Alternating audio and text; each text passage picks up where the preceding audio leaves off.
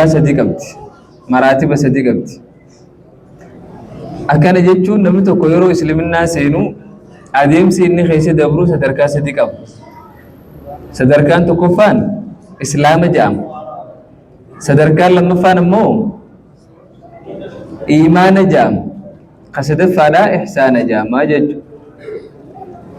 Nam tokko yeroo dura islaaminaa seenu dura kisii arkaan islaamaa shanan fudhatee islaama seene jedhama. Islaama jedhama. Gaafa arkaan iimaanaa jahan itti dabalate mu'mina jedhama. Gaafa sadarkaa ihsaanaa kanarra ga'e muhsina jedhama jechuudha. Tarraa oliiti yommuu ta'u. Ulamaa'onni yeroo fakkeenya misaala godhaniif maal godhan beektaa? Fooqii takka sadarkaa sadii qabdu, darajaa sadii qabdu fakkeessan. Islaaminaan darajaa jalaa, iimaanni darajaa jidduu, ihsaanni ammoo darajaa irraa olii jechuudha. Fooqii takka darajaa sadii qabdu fakkeessan jechuudha. Namni tokko sadarkaa ihsaanaa fooqii sadaffaa dhaquuf dirqama fooqii takkaffaa keessa dabree lammaffaa keessa dabruu qabu. Akkasumas miti gaafa iimaanni kee dabalee qacoolotti sila ati bakka yeroo ibaadaa guutullee akka nama rabbi dura jiruuti goruu eegalte fooqii sadarkaa sadaffaa san achi jirte jechuudha. Gaafa iimaanni kee qannasaa dhufe takkaffaa irraa lammaffaa gad deebite dura. Muhsina irraa gara mu'minaa. Yoo ammallee qannasaa dhufe gara islaamaa gad deebite. Islaaminaa irraa achi baanaan islaaminaa keessaa ba'ee jira jechuudha. Amma isin eegalamii fakkeenya kun islaaminaa sadarkaa sadii kana qabdi jechuudha. Ta'irra guddoodha ihsaana. Tattiyaantu iimaana islaaminaan irraa gadi. Ammas islaaminaan nama gubbaa kanaan arkaana shanan nuu mul'ise musliimanuma jennaan nuti. Kakeessa koofurummaa dhuunfatellee nu galchu maal jennaani musliimanuma jennaan. Gaafa arkaana jahan itti dabalate hoo mu'mina jennaan. Gaafa ihsaanaa tokkichi itti dabalate muhsina jechuudha. Sadarkaa irraa olii jira jechuudha islaaminaa keessatti. Ihsaana jechuun ibaadaa rabbiif tolchuu jechuudha. Akka waan rabbiin ijaan si argu jiruutti ibaadaa dalaguutti ihsaana jaamaa mitire. Namni gaafa kunoo amma rabbi duraan jira rabbiin na argu jira beekee gaafa ibaadaa godhe sadarkaan sanii waliin jirtu jechuudha. Walumaa galatti arkaan islaaminaa keessa jiru 13 akkasii. Arkaan islaaminaa keessa jiru meeqa? 12 moo 13? 12 ayyee. 12. Arkaan islaaminaa keessa jiru guutuu yoo walitti deebisne meeqa? 12. Arkaan islaaminaa shanan takka, ka iimaanaa jahan 10 takkaami, ka ihsaanaa tokkichaa wajji walitti 12 jechuudha. Ayyee wahuwa arkaan ihsaanaa tokkichi sun anta abdallah haati rabbi gabbaruudha. Ka'annaka taraahu akka waan isa ijaan laaltee agartutti. Fa'in lam takun taraahu yoo isa argu baattees fa'innahu yaraaka rabbiin si arga waan ta'eefi. Isiituun agarre malee rabbiin si arga. Nuutu rabbi irraa fagoo malee rabbiin nu dhiyoodha. Gaafa akkasitti beeytee ibaadaa gootee ati muhsina jaamta jechuudha. Warra san rabbi nu haa taasisu.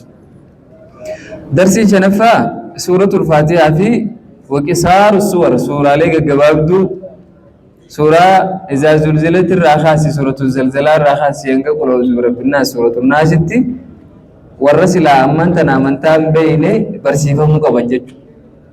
Amma isin galee ibaadaa godhuudhaaf namni suuraa hanga kana beekuu qaba ibsiidhaan talqiinaan qaraatiillee tolfatee kan caccabsinee hanga kana sammuu irraa qara'uu danda'u qaba jechuudha.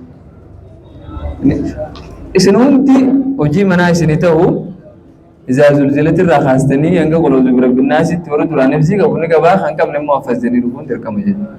Hojii manaati kun.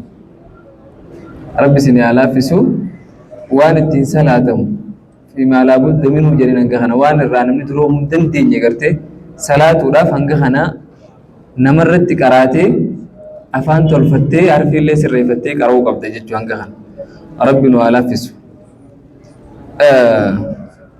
تعليم سورة الفاتحة سورة فاتحة برچو وما أمكن أما سوى مجاوي من كسار السور سورة لك جواب دورة من سورة الزلزلة را إلى سورة الناس أنك سورة الناس تلقينا برچو رجي تلقينا جتشون نمن الرسيبه أتلين جلاجتي تلفتي جتشو ربك خنجة تصحيحا وتصحيحا للقراءة قراتي تلفتي وتحفيظا حفظي دان أمس وشرحا لما يجب فهمه شرحي قرودان وان سفهمون دركمة ومس وان سيبسون دركمة ويبسودان أحكام تغيس جرو ونقول نادا خنيت إدغام بلا غنى وان سلاقا أحكام تكتب خدر كمان جرو أنقسني وجه برجو قبل جيجو ربي سني على في سجبادات سورة إذا زلزلت الرخاسة نقول زبر بالناس يتي نموت الفرد عارفي قافا قفتو دخانه ولا رارقيفن أي نيوتو سريفتير في نيو سريفتني سين فيده ونه جراها أنا فيده ماذا سنكيس أنا متوقع تجويد بيهجون هنجرو سنكيس ندبمو نملك تجويد بيهو لا nama tokko qabadha karaa yeroo boqonnaa qabdan haa boqonna sheekh Lamiin jira haay sheekonni tu jirani sheekh Maali jira nama tajwida beeku daqiiqaa muraasaaf qoradha sur iza zulzilatir rakhasa hanga qoro zubra binnasit hafaza khutta ayye الدرس السادس برنودي جافا شروط الصلاة ولا قال صلاتات لا صلاة هنا نمني ولاغا سامبين أركان سامبين واجبات بين سنن بين لما صلاة سولين تهو في الليل صلاة أخم ini kalami dubinku ulama oni ulaga sagal keessa baasan salata ulaga sagal sharti sagal arkana khudafu wajibat saddid irrabasan maalif addagu qodum barbaachise beeta yoo salata keessa waa balleessite shuruutaan balleessimu arkaanaan balleesse laalta yoo wanni ati balleessite arkaana ta'e akka arkaana godhan san goota kanaa mire yoo wanni ati balleessite shuruuta ta'e akka shuruuta godhan san goota yoo wanni ati balleessite waajibaata ta'es akka waajibaata godhan san firraa goota salphaadha jechuudha kanaafi addanuu qoqqoodan ka jazaa rabbi akhafaruuf sila akkatti immoo addanuu qoodu baatanii salaata keessa yoo waa balleessine akkatti sirreessinu hin qabnu jechuudha laakiin amma alhamdulillah yoo shuruuta balleessine shuruuta akkam goonaa beekna yoo arkaana balleessines arkaana kam goona beekna waajibaata yoo balleessines waajibaata kam goona beekne irra hedduun mas'alaa salaataa bakkuma kanaan nama dhiba jechuudha yoo fudhatte amma imaamni tokko oduu nama salaachisu jiru yoo waa dogoggore akkam akka godhu beekuudhaaf dirqama ulaagaa beekuu qaba arkaana beekuu qaba waajibaata beekuu qaba waajibaata yoo bade akkam godhanii arkaana yoo bade akkam godhanii shuruuta yoo bade akkam godhaniis waliin beekuu qaba وكنتان نما صلاة جسون دندو أتمانو متاخدف صلاة وداف أما شروط صلاة سيلن نافذ شرطي سيلن كان رايوتا كير رام فتي أكما كبوتو بيتا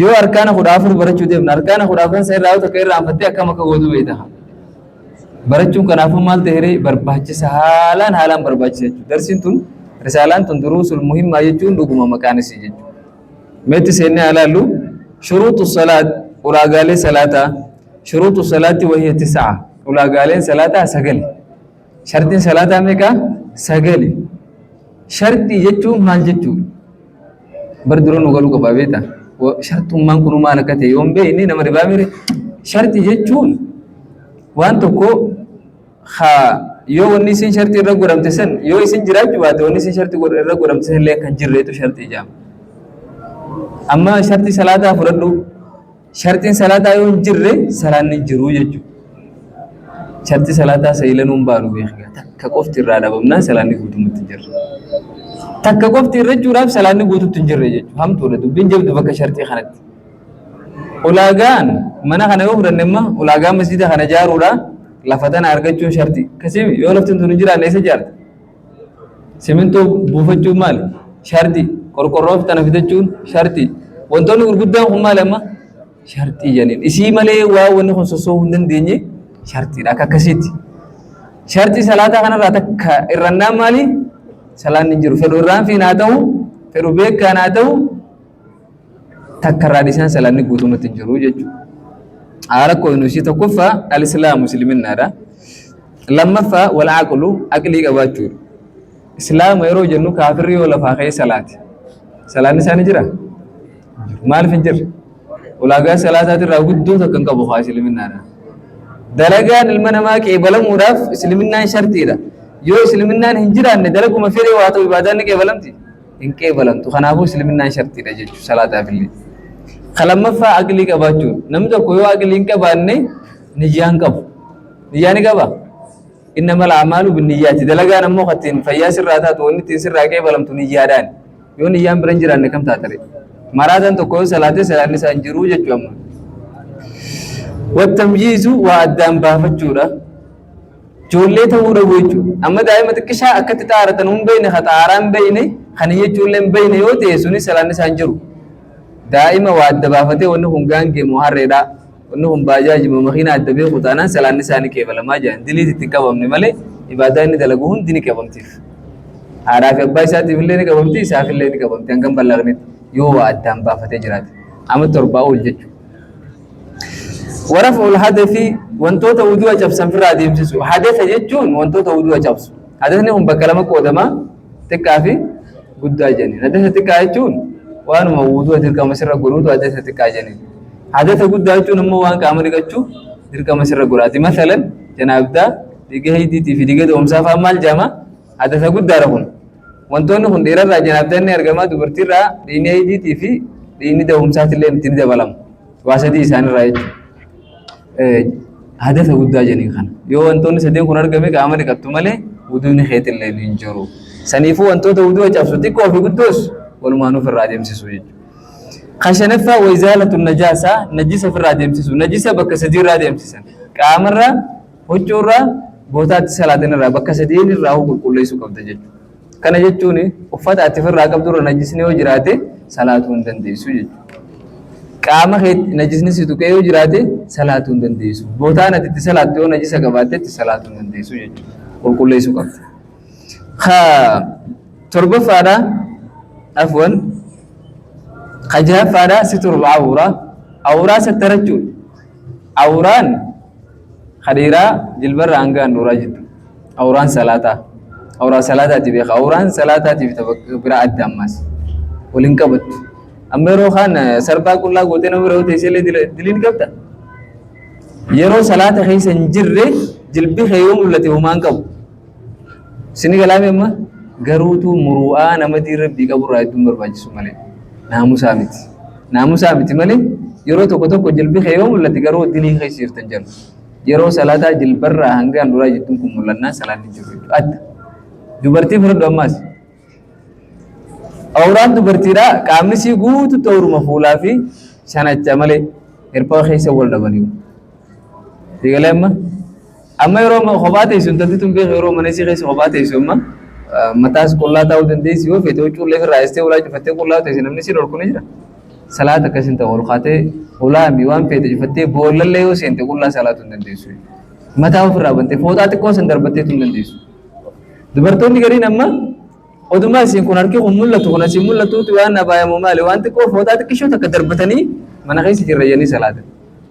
Awuraan mul'ate mun mul'ate harki kun irreen guddoon tun hojii irree teessu. Egalee jiraaree salaan akkasi. Awuraa sattarachuun shartii salaataati irraa takka waan ta'eef jiru jechuudha. Dhiirarraayis handhuuraa fi jilba jidduu fudhatu namni gariin jaappoonii takkaa'uu qamisa asiin duuba kana gadi sattarree. Kataa'aan kun mul'atu kana fudhateetu dhufee jilba giseen qabatee asiin qullaa mul'atti. Salaanni isaanii jira kunis. Shartii salaataati irraa takka balleessee jira awuraan mul'ate hin jiru kunis. Hin jiru kunis salaanni isaa jechuudha. Saniifuu bakka awuraa kana ifirraa eeguun dirqama jechuudha. Saddeettaffaa wadukuulul waqti yeroo seenu nam tokko yeroon seenii lafaa ka'ee yoo salaate salaanni isaa hin jiru. Egaa yeroon baate yoo salaates hin jiru maaliif shartii salaataati irraa takka balleesse. Wastiqbaalul qibla garagaluudha saddeettaffaan. Nam tokko lafaa ka'ee isin achi garagalee yoo salaate takka asiin gara bitaa takka gara mirgaa garagalee yoo salaate salaanni isaanii jira hin jiru. Garuu yoo odoo karaa deemu jiru qiblaa wallaalee dukkana keessa karaa qalbii isaa garana jetteeni salaate uumaa salaanni isaanii jiraafsan. Odoo qiblaan garanaa beekuu garana garagalee salaannaan takka garana garagalee salaannaan qiblaan isaan jiru. Qiblaa wanni jedhamu akkami? Warra kaabaan isaanirraa gara kaabaa jirtuuf bahaa fi seensa jidduu wanni jira kallattii asiin achi garagala kanatti qiblaanuma jedhama.